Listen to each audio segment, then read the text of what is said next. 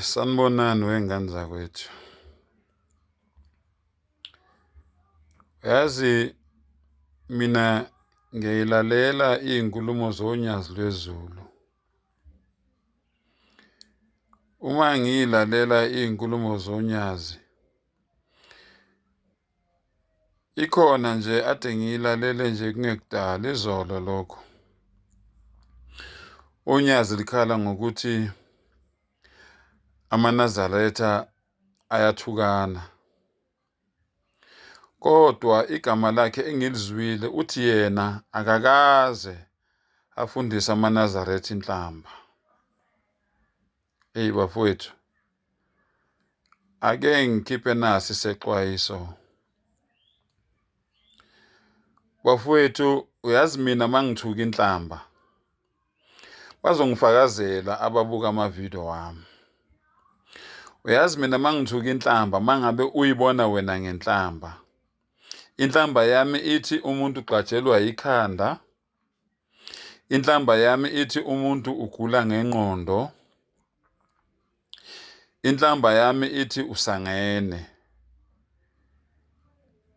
Inhlamba yami ithi umuntu ulimele ingqondo. Yizona nhlamba zami lezo bafowethu. Kodwa bafowethu bamaNazaretha, iy'nhlamba abangithuka ngazo bafowethu,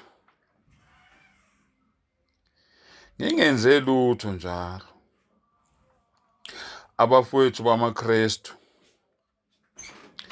iy'nhlamba abangithuka ngazo, ngingenze lutho njalo.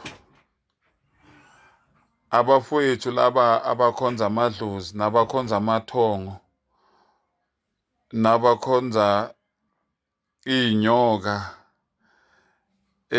nabathwele nabo-ke impela-ke omaligaju.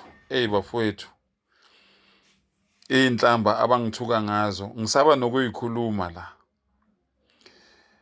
Khona nje ama-new release ezintsha engiqala ukuzizwa lokhu ngazalwa ey'phuma emlonyeni yabantu abathi bangamakholwa. Ake ngixwayise kanjena-ke bafowethu, akuna mina ngayitshela futhi namanje ngisayitshela, inhlamba kimi ayinamatheli. Kodwa khona into abantu abangayazi. Uzongithuka mina ngithi mina inhlamba ayinamatheli ngikudlulise lokho. Kodwa khona lo muntu lo wena ongamazi, ongithandayo mina, ongamazi ukuthi njengoba wena ungithuka kuye kuzwela kangakanani. Uzothi esuka-ke ebeqophisana nawe ngamazwi, kugcine sekuba yinto epersonal. Angazi mina, akangitshelile kwamina ukuthi usebhekene nawe ngqo. Ngenxa yenhlamba nje bafowethu, ngicela ukuthi sehliseni enhlambeni.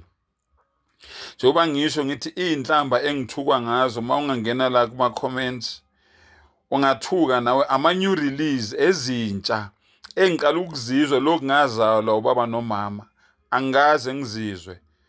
Manje kuzokwenzeka-ke wena uthuka mina kanti kuyazwela kumuntu ongithandayo, kumuntu ongikhonzile, ongikhonze ngale ndlela le wena ongeke uyicabanga. Seniyasuka seniyagijimisana, useyagijimisa aze afike kuwe ngoba phela kuthiwa unyawo alinampumulo.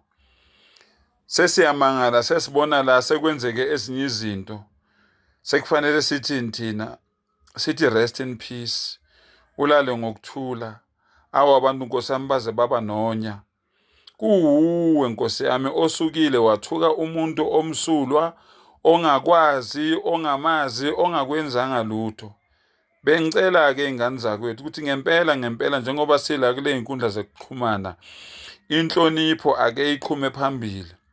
Nami uma ngabe mhlawumbe ley'nhlamba zami mina engikubalele zona uyibona wena njengenhlamba, kulungile mfowethu, kulungile dadewethu, kulungile baba, kulungile mama, kulungile gogo, kulungile mkhulu. Ngiyaxolisa uma ngabe wena lokho ukubone kuyinhlamba.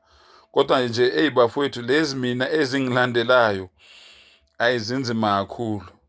Nakulabo bantu-ke labo-ke abangithandayo Nkosi yami, ngicela ukuthi nakini nidlulise inganamatheli nakini ingane zakwethu. Ngiyaphaphatha, ngiyacela ingane zakwethu, singathathi izinto ngendluzula.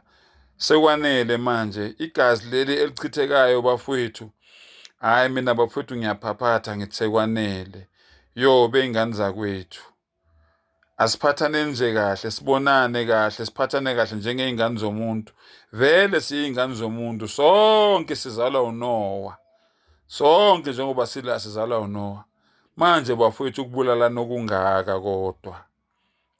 Ngiyayicelela-ke iy'ngane zakwethu ukuthi nawe wena osacabanga ukuthuka umuntu, please ngiyakucela iy'ngane zakwethu, ngiyaphaphatha, ngiyaguqa ngamadolo. Ngicela sikuyeke lokho, akunambuyiselo, akunawo umphumela omuhle. Wa akhiru da'wana anilhamdulillahi rabbil alamin.